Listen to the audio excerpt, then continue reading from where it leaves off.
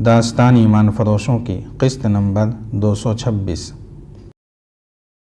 یہ ابو سمبل کا بت تھا جس کے متعلق ان حبشیوں کو بتایا گیا تھا کہ ان کے خدا کا بت ہے، اور ایک رات یہ خدا ایک انسان کے روپ میں ان کے سامنے آئے گا۔ اچانک ایسی گرجدار آواز آئی جیسے گھٹائیں گرجی ہوں۔ حبشی پہلے ہی خاموش تھے، اس گرج نے ان کی سانسیں بھی روک دیں۔ اس کے ساتھ ہی انہیں ایک آواز سنائی دی، خدا جاگ رہا ہے، سامنے پہاڑی پر دیکھو، اوپر دیکھو۔ یہ آواز بڑی بلند تھی جو پہاڑیوں اور چٹانوں کے درمیان گونج بن کر کچھ دیر سنائی دیتی رہی۔ فضا میں دو شرارے اڑتے نظر آئے جو سامنے والی پہاڑی کی طرف گئے، اور پہاڑی سے جہاں ٹکرائے وہاں سے ایک شعلہ اٹھا۔ ابو سمبل کا بت اس شعلے کے پیچھے اور کچھ اوپر تھا۔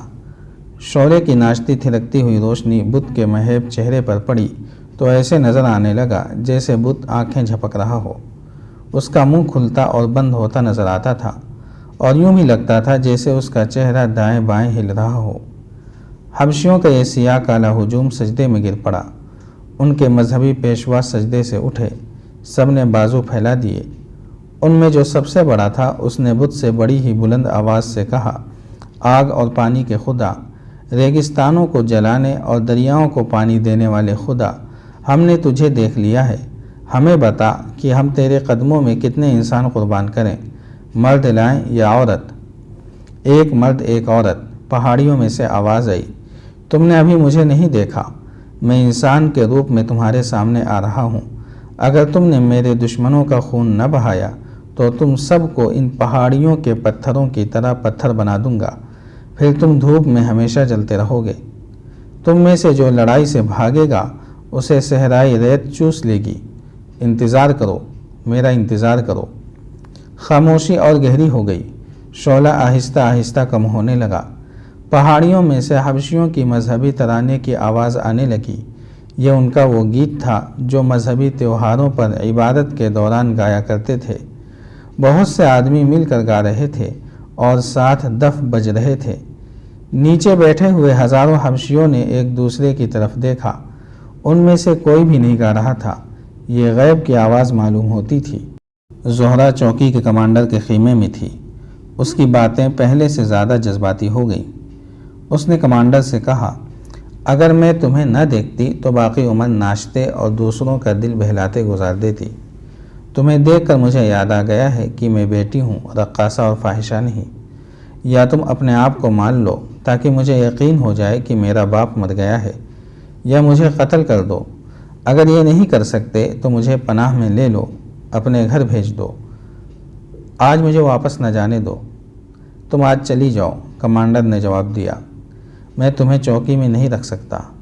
میں وعدہ کرتا ہوں کہ تمہیں اپنے گھر بھیجنے کا انتظام کر دوں گا، اور اگر تم یہاں سے چلی گئی تو مجھے قاہرہ میں اپنا ٹھکانہ بتا دو، وہاں آ کر تمہیں لے جاؤں گا۔ تھوڑی دیر بعد کمانڈر نے 2 گھوڑے تیار کیے اور زہرہ سے کہا کہ چلو چلیں۔ دونوں گھوڑوں پر سوار ہوئے اور چل پڑے۔ راستے میں زہرہ نے کمانڈر سے پوچھا، رات کو کشتیاں یہاں کیوں آیا کرتی ہیں؟ کشتیاں؟ کمانڈر نے حیران سا ہو کر پوچھا، کدھر سے آتی ہیں؟ ادھر سے۔ اس نے سوڈان کی طرف اشارہ کر کے کہا، مجھے اب رات کو نیند کم آتی ہے، آدھی رات کو اٹھ کر خیمے سے باہر بیٹھ جاتی ہوں۔ میں نے 2 راتیں دیکھا ہے، ایک رات 3 اور ایک رات 2 بادبانی کشتیاں آئیں۔ ان کے سفید بادبان اندھیرے میں بھی نظر آتے تھے۔ آگے جا کر کشتیاں کنارے لگیں۔ مجھے اس طرح کی آوازیں سنائی دیتی رہیں جیسے ان سے بہت سے لوگ اتر رہے ہوں۔ مجھے کچھ دور درختوں کے پیچھے سائے سے جاتے اور پہاڑیوں میں غائب ہوتے نظر آئے۔ تم نے ہمارے 2 سپاہیوں کو کبھی نہیں دیکھا؟ کمانڈر نے پوچھا۔ 2 گھوڑوں پر سوار ہوتے ہیں، انہیں دریا کے کنارے موجود رہنا چاہیے۔ نہیں، زہرہ نے جواب دیا، میں نے کبھی کوئی سپاہی نہیں دیکھا۔ دن کے دوران سپاہی آتے ہیں، آگے ایک قافلہ اترا ہوا ہے، ان کے ساتھ کھاتے پیتے ہیں۔ ایک روز میں نے ایک سپاہی کو ایک لڑکی کے ساتھ بے تکلفی سے چٹانوں کے پیچھے جاتے دیکھا۔ زہرہ کا تو علم ہی نہیں تھا کہ سرحدوں پر کیا ہوتا ہے اور کیا ہو سکتا ہے، اور سرحدی دستوں کے فرائض کیا ہیں۔ اسے یہ بھی معلوم نہیں تھا کہ رات کو یا دن کو سوڈان کی طرف سے کشتیوں کو آنا چاہیے یا نہیں۔ اس نے تو ایسے ہی پوچھ لیا تھا، لیکن کمانڈر کے لیے یہ اہم خبر تھی۔ زہرہ اگر صحیح کہہ رہی تھی تو وہ اسے راز کی بات بتا رہی تھی۔ وہ بے شک اس ڈیوٹی اور سرحدی ماحول سے اکتا گیا تھا، مگر زہرہ کی باتوں نے اسے بیدار کر دیا۔ اس نے زہرہ سے کہا، آؤ آج دریا کے کنارے چلتے ہیں۔ اس نے گھوڑے کا رخ موڑ دیا۔ وہ دریا تک پہنچے اور کنارے کے ساتھ ساتھ چلنے لگے۔ کمانڈر کی نظریں دریا پر تیر رہی تھیں۔ کچھ وقت گزرا تو اسے دریا میں دور ایک لو نظر آئی جو دیے کی معلوم ہوتی تھی۔ پھر ایک اور لو نظر آئی اور پھر دونوں روشنیاں بجھ گئیں۔ ادھر کنارے پر بھی ایک دیا جلا اور بجھ گیا۔ کمانڈر نے ان گشتی سنتریوں کو آواز دی جنہیں وہاں گشت پر ہونا چاہیے تھا۔ اسے کوئی جواب نہ ملا۔ اس نے اور بلند آواز سے پکارا، پھر بھی کوئی جواب نہ ملا۔ اس نے اور زور سے پکارا۔ اسے اب دریا میں 2 کشتیوں کے بادبان دکھائی دیے۔ وہ پریشان ہو گیا۔ وہ زہرہ کی موجودگی کو بھول گیا اور گھوڑے کو کنارے کے ساتھ آگے چلا دیا۔ زہرہ بھی اسی کے پیچھے گئی۔ کمانڈر سنتریوں کو پکار رہا تھا۔ سنتریوں کو اس کی آوازیں سنائی دے رہی تھیں، لیکن وہ دونوں ایک دوسرے سے الگ الگ چٹانوں کی اوٹ میں بوڑھے خاوندوں کی نوجوان بیویوں کے جال میں پھنسے ہوئے تھے۔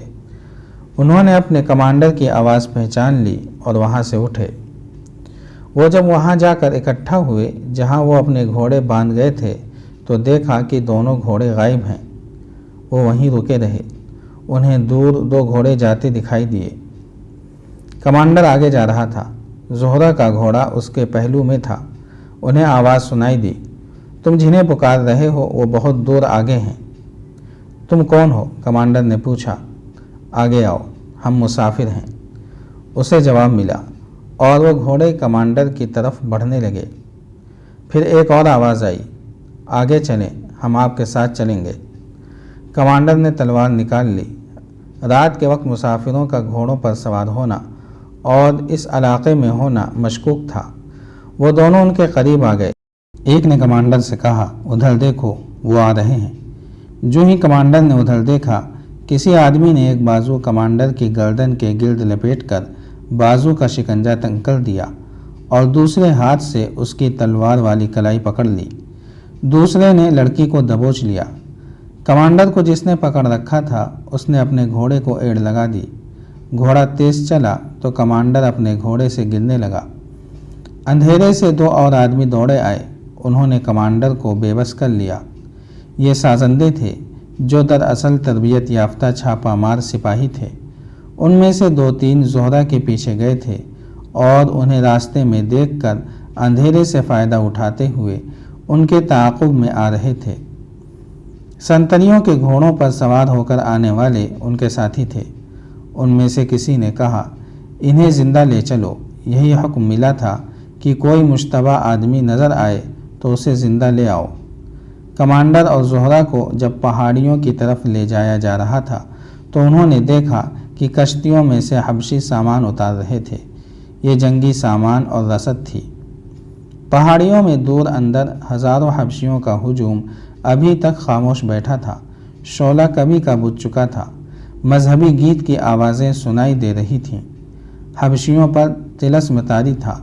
ان کی جذباتی کیفیت کچھ اور ہوتی جا رہی تھی۔ وہ اپنے آپ کو ان حبشیوں سے برتر سمجھنے لگے تھے جو سوڈان میں رہ گئے تھے۔ گیت گانے والے خاموش ہو گئے۔ اچانک سامنے پہاڑی پر چمک نظر آئی تھی، جیسے بجلی چمکی ہو۔ چمک پھر پیدا ہوئی جو مستقل روشنی بن گئی۔ یہ روشنی ابو سمبل کے چہرے پر پڑ رہی تھی۔ کچھ پتہ نہیں چلتا تھا کہ روشنی کہاں سے آ رہی ہے۔ یوں لگتا تھا جیسے ابو سمبل کا چہرہ اپنی روشنی سے روشن ہو گیا ہو۔ روشنی بجھ گئی۔ ذرا سی دیر بعد روشنی پھر نظر آئی۔ سب نے دیکھا کہ ابو سمبل کے پہاڑ جیسے بت کی گود میں سے ایک آدمی اترا اور آگے چل پڑا۔ بت کے پیچھے سے 4 آدمی نمودار ہوئے۔ سب ایک ایک سفید چادر میں ملبوس تھے، جنہوں نے کندھوں سے پاؤں تک جسم کو ڈھانپ رکھے تھے۔ جو آدمی بت کی گود سے آیا تھا وہ کوئی بادشاہ معلوم ہوتا تھا۔ جاری ہے، اگر آپ کو یہ قسط وار سلسلہ پسند آ رہا ہے تو لائک، شیئر اور کمنٹ کے ذریعے ہماری حوصلہ افزائی کریں۔ جزاک اللہ خیرا۔